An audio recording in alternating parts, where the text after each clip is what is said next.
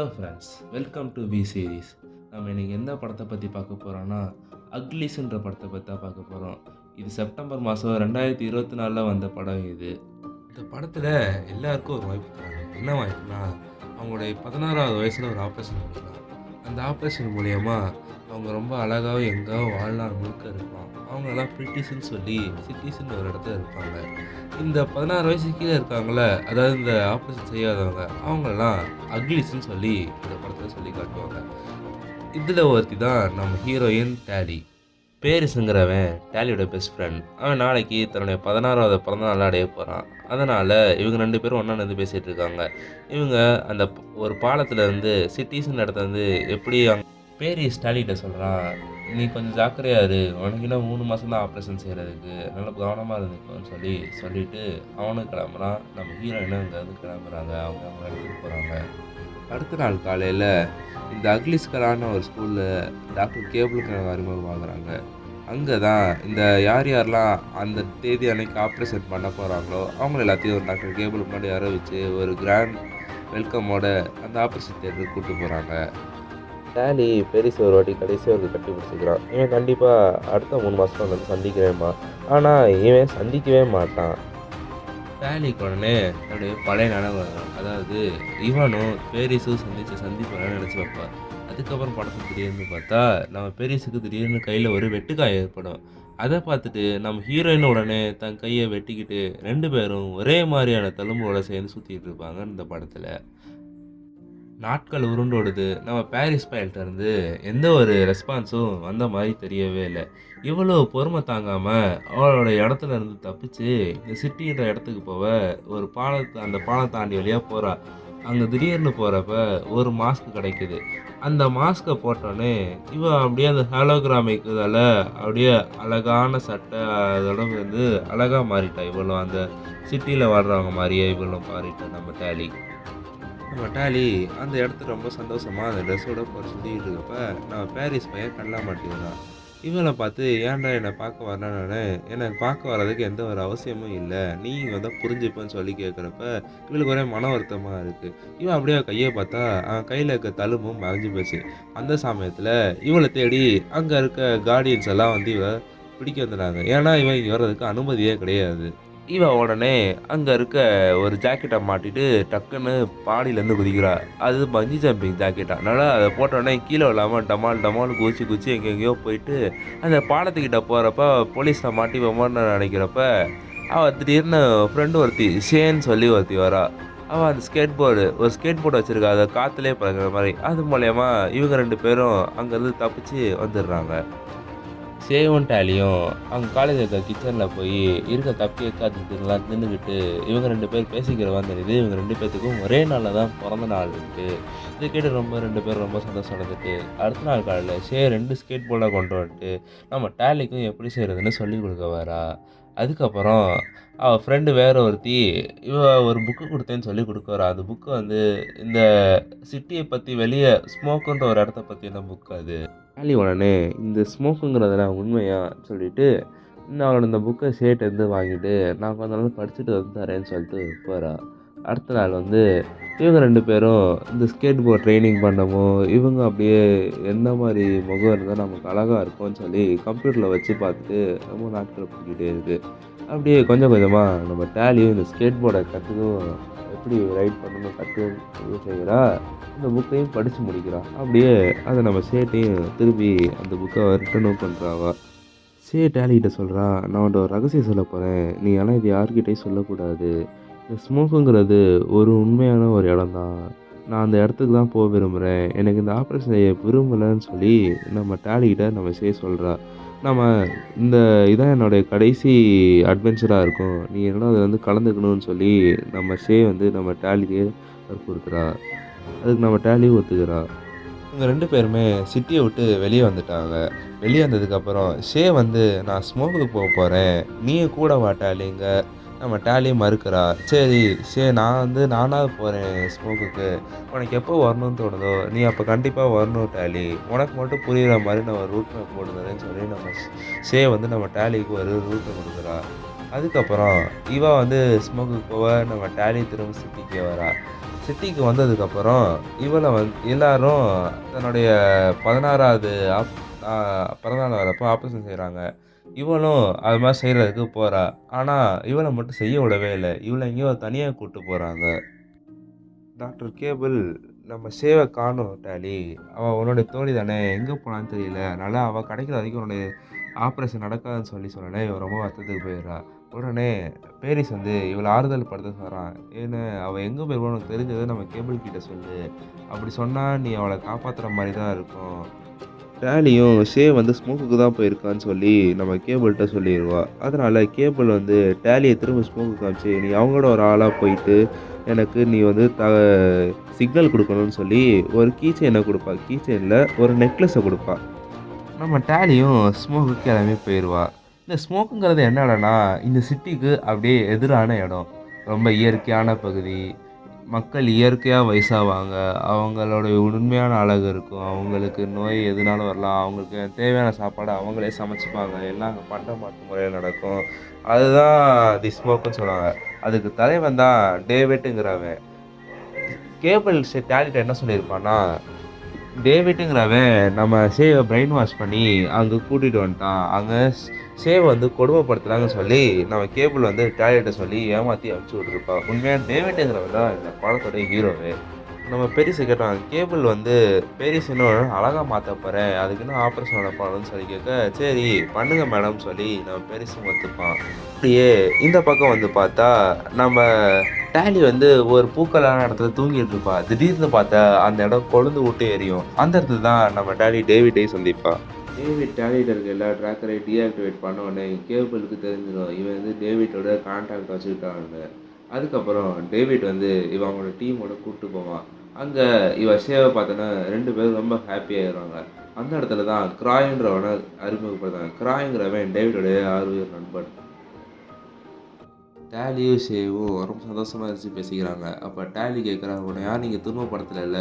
துன்பப்படுத்துனாங்களான்னு?" கேட்க, ஷேவ் ரொம்ப கோவத்தோட சொல்றா, "இல்ல நான் அது மாரிலாம் யாரும் பண்ணவே இல்ல. உனக்கு யார் இந்த மாரி தப்பான தகவல்லாம்?" கேட்க, "இல்ல எனக்கு தோணுச்சு அதான் சொன்னேன்னு" சொல்லி நம்ம டேலியும் மழுப்புறா. அடுத்த நாள் காலையில இவங்க வந்து ஸ்மோக்குக்கு போற வேலைய ஆரம்பிக்கிறாங்க. அப்ப வழியில வெள்ள பூக்கள் நெறையா இருக்கு. அது எல்லாமே இந்த சயின்டிஸ்ட் மூலம் உருவாக்குன பூக்கள். அது எல்லாத்தையும் இவங்க எரிக்கிறாங்க. ஏன்னு நம்ம டேலி கேட்க சொல்றா, "இந்த பூ எல்லாமே மண்ணுக்கு ஆரோக்கியத்தையும், அட்மாஸ்பியர ரொம்ப ஈரப்பதமா வச்சுக்க உதவுதுன்னு" சொல்லி சொல்றா. டேவிட் என்ன சொல்றான், "இது வந்து பொய்யி. சிட்டி வந்து அவங்கள ஏமாத்திருக்காங்க. இது மண்ல இருக்க ஈரத்தன்மை எல்லாத்தையும் உறிஞ்சி மண்ண மலடாக்கும். அதனால தான் இது வந்து பூமிய ஃபுல்லா மலடையாக்கிட்டு எல்லா மக்களையும் சிட்டீஸ்க்கு வர வைக்க வற்புறுத்த வைக்க ஒரு கொடிய திட்டம் இதுன்னு" சொல்லி நம்ம டேவிட் சொல்றான். எல்லாரும் இந்த பூவ எரிச்சிட்டு இருக்கப்ப, நம்ம கிராய் சொல்றான், "அத்துமீறி யாரோ நம்ம இடத்துக்குள்ள வந்துட்டாங்க" அப்படின்னு சொல்றான்னு, டக்குன்னு தெரியாம வந்து அந்த நெருப்புல விழுந்துடுறா. உடனே நான் டேலியும் குதிச்சிடுறா ஷேவ காப்பாத்த. ஒரு செகண்டோட சேர்ந்து தான் உயிரே துச்சமாச்சு. டக்குன்னு குதிச்சோனே, டக்குன்னு எப்படியோ காப்பாத்த செய்றாங்க. அத பார்த்து டேவிட்டும் ரொம்ப இம்ப்ரெஸ் ஆயிட்டான் டேலி மேல.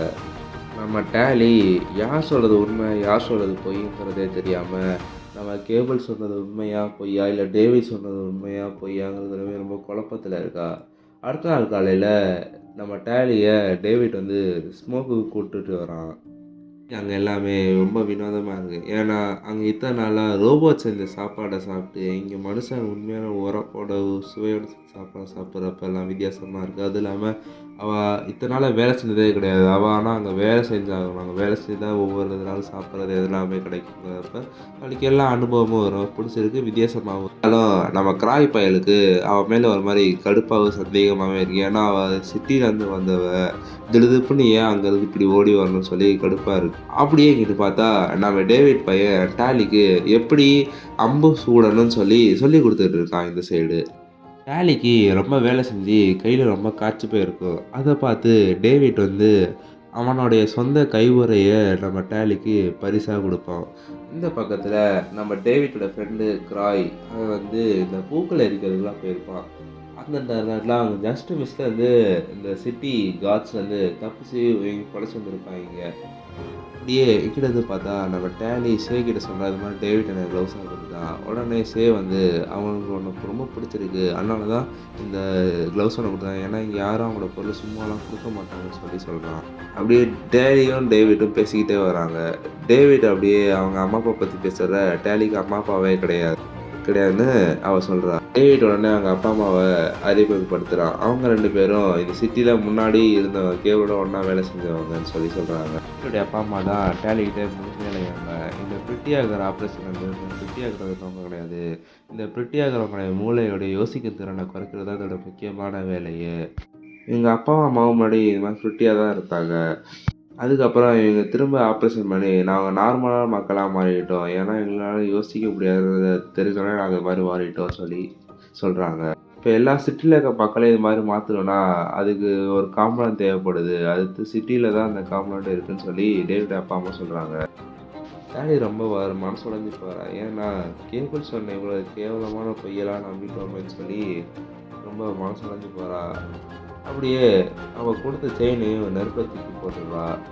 அப்படியே அடுத்த நாள் காலையில் பார்த்தா டேவிட்டோடைய வீட்டு முன்னாடி அதாவது ஸ்மோக்கில் வந்து கேபிளோடைய மொத்த ஆட்களும் இறங்கி வந்து நிற்கிறாங்க. கேபிளோட ஆட்கள் எல்லாருமே அந்த ஆப்ரேஷனில் ரொம்ப பலமாகவும் ஸ்ட்ராங்காகவும் இருக்காங்க. அதனால் நம்மளுடைய ஸ்மோக்கில் இருக்க மக்கள் எல்லாருமே மாட்டிக்கிட்டாங்க அவங்கக்கிட்ட. நம்ம கேபிள் டேவிட் அப்பா அம்மாவை பார்த்துட்டு எங்கடா அவன் புள்ள எங்கே இருக்கான்னு சொல்லு, இல்லைனா அவனை கொண்டு விடுவேன்னு சொல்லி நம்ம கேபிள் பேட்டுறா. ஆனால் அவங்க அப்பா அம்மா 2 பேரும் சொல்கிற மாதிரியே இல்லை. இதை எல்லாத்தையும் நம்ம டேலியும் டேவிடும் ஓரமாக இருந்து பார்த்துட்டு இருக்காங்க சொல்லி நம்ம பேரிஸ்ட அவங்க அப்பாவை கொள்ள சொல்லி நம்ம கேபிள் சொல்கிறோம். இதை கேட்ட பேரிஸ் ஏதோ பொம்மை மாதிரி படக்கட அவங்க அப்பா தலையை புடுக்குன்னு தெரிவிடுறான். இதை பார்த்து டேலியும் டேவிட்டும் அலறி அடிச்சுட்டு ஓடி வராங்க. இடத்துலையே நம்ம டேலியை கேபிள் ரொம்ப பாராட்டுறா. இதை பார்த்த கிராய் எல்லாருமே டேலி ஒரு விரோதின்னு சொல்லி நினச்சிடுறாங்க. டேலியும் டேவிட்டும் அந்த இடத்துல தப்பிக்க பார்க்குறான். அதனால டேலி ஒரு எண்ணெய் கடைக்குள்ளே போய் அவளுக்கு அம்மாவில் விட்டு அந்த எண்ணெய் கணக்கு வெடிக்க வச்சு அந்த வெடிப்பு மூலியமாக அங்கே தப்பிச்சு வந்துடுறாங்க டேலியும் டேவிட்டும். கேபிளும் அவங்க போட்டு விடுறாங்க எப்படிலாம் வந்தால் அவனு சொல்லி அவங்கள விட்டுடுறா. கேபிள் வந்து இந்த ஸ்மோக்குன்ற இடத்தவே இல்லாத மாதிரி மொத்தத்தை அழிச்சிடுறா. டேவிட் மக்களை எப்படி காப்பாற்றுறதுக்காக ஆயத்தமாயிட்டு இருக்கான். டேலி மேலே செம்ம கடுப்பில் இருக்கான், ஏன்னா இப்படி பண்ணதுக்கு. டேலியோ இல்லை தயவுசெய்து மன்னிச்சிடு, நான் சிட்டிக்கு எப்படி கூப்பிட்டு போனேன்னு எனக்கு வழி காட்டுறேன், எனக்கு தான் அந்த இடத்த பற்றி தெரியும், உனக்கு அந்த இடத்த பற்றி தெரியாது, இந்த வாட்டி தயவுசெய்து கடைசி ஒரு வாட்டி மட்டும் நம்புன்னு சொல்லி ரொம்ப கெஞ்சி கேட்குறான். ஆனால் டேவிட் வேறு வழி இல்லாமல் நம்புகிறான். நம்ம டேவிட்டை டேலி சிட்டிக்கு கூப்பிட்டு வந்துடுறா. அந்த டைமில் கேபிளில் பிஸி வச்சுருக்காங்க. நம்ம டேலி நம்மளோட கிளாஸில் இருக்க ஃப்ரெண்ட்ஸ் மூலயமா இந்த ஸ்மோக் இஸ் லைஃப்னு சொல்லி ஆகாயத்தில் நெருப்பு மூலயமா வரைய வச்சு கேபிளை ரிசல்ட்டுக்கு போகிறா. அந்த டைமில் இவன் கேபிளோட ஹெட் குவார்ட்டர்ஸ்குள்ளே டேவிட்டை கூப்பிட்டு போய் அப்படியே இவங்க ஃப்ரெண்ட்ஸ் எல்லாத்தையும் விடுவிக்கிறா. ஃப்ரெண்ட்ஸை விடுவிக்கிறப்பெல்லாம் நடுவில் நிறைய சண்டை போர் அது இதுன்னு வரும். அப்படியே ஷே எங்கடான்னு கேட்குறப்ப ஷே வந்து அவளை பிரிட்டியாக கூப்பிட்டு போயிட்டாங்கன்னு சொல்லி போகிறான்னு பார்த்தா அவளை ஏற்கனவே பிரிட்டியாக்கி வச்சுருப்பாங்க. என்னடா அது சத்திய சோதனைன்னு சொல்லி பார்த்தா டேலி எல்லாம் ஷேவை பழையபடி மீட்லான்னு போகிறப்ப கேபிள் அங்கே இருந்துட்டு இப்போ நீங்கள் ஒழுங்காக இருக்கணும்னா நீங்கள் இந்த ஆப்ரேஷனுக்கு ஒழுங்காக ஒப்புக்கோங்க, நீங்களும் பிரிட்டியாக போங்கன்னு சொல்லி அந்த மிஷினுக்குள்ளே வற்புறுத்தி உள்ளே அனுப்புவாள். இவங்களும் வேறு வழி இல்லாமல் உள்ளே போவாங்க. கரெக்டாக உள்ளே போகிறப்ப இவங்க விடுவிச்சாங்களே எங்கள் ஃப்ரெண்ட்ஸ் எல்லாம் ஹெலிகாப்டரில் வந்து நெருப்பாத அந்த மொத்த இடத்தையும் டெஸ்ட்ராய் பண்ணிடுவாங்க. அந்த மிஷின் இடத்தையும் ஜஸ்ட் மிஸ்ஸில் இவங்க பிரிட்டியாகருடைய செயல் வந்து நின்று போயிடும். அந்த டைமை பயன்படுத்தி நம்ம டேவிட் அம்மா நமக்கு தேவையான காம்பனண்ட்டை எடுத்துக்கிச்சு. அப்படியே வெளியே வந்தால் நம்ம பேரிஸ் இருக்கான் ரெடியாக சண்டை போடுறதுக்கு. இல்லை சண்டை போட வேணாம் நான் பார்த்துக்கிறேன்னு சொல்லி டேலின்னு அப்படியே சோகத்தோடு பார்க்குறப்ப அவன் கையிலே திரும்ப அந்த தழும்பு ஏற்பட்டுருக்கும். அப்படியே நான் பேரிஸ் அப்படியே ஏக்கத்தோட கழுத்தை பிடிக்கப்ப நம்ம டேவிட் பயந்து நம்ம அப்பாவுக்கு திருவின மாதிரி நம்ம டேலிக்கு திருவிழான்னு சொல்லி டபக்குன்னு ஒரு அடியை போட பேரிஸுக்கும் டேவிட்டுக்கும் ஒரு சின்ன சண்டை போயிட்டுருக்கோம். அந்த டைமில் நம்ம ஸ்கை போர்டை வச்சு நம்ம டேலி ஒரு இடிப்பா. அப்போ டேவிட்டு தப்பிச்சு நம்ம பேரிஸ் வந்து பாலத்துலேருந்து அப்படியே கீழே விழுந்துருவான். எல்லாரும் சிட்டியை விட்டு வெளியே வந்ததுக்கப்புறம் நம்ம ஷேவை பழையபடி இந்த காம்பவுண்ட் வச்சு மாற்றலான்னு சொன்னால் நம்ம ஷே வந்து ஒத்துக்க மாட்டான். எனக்கு இப்படி இருக்கதான் பிடிச்சிருக்குன்னு சொல்லி ஒரு குண்டை தூக்கி போடுவாள். சரி டேலியே நான் உங்களுக்கு டெஸ்டிங்காக ஒத்துக்கிறேன், நான் அதனால் அவங்கள்ட்ட போய் பழையபடி பிரிட்டியா மாறிட்டு உங்கள்கிட்ட திரும்ப வந்துடுறேன். என்னை பழையபடி மாத்திடுங்கன்னு சொல்லுவா. அப்புறம் பிரிட்டியா மாறிட்டு வருவா. இவள்ட்ட அந்த ஸ்காரும் கையில மறந்திருக்காது. அப்படியே அப்படியே இந்த படத்தையும் க்ளோஸ் பண்றாங்க. தேங்க்ஸ் ஃபார் வாட்சிங்.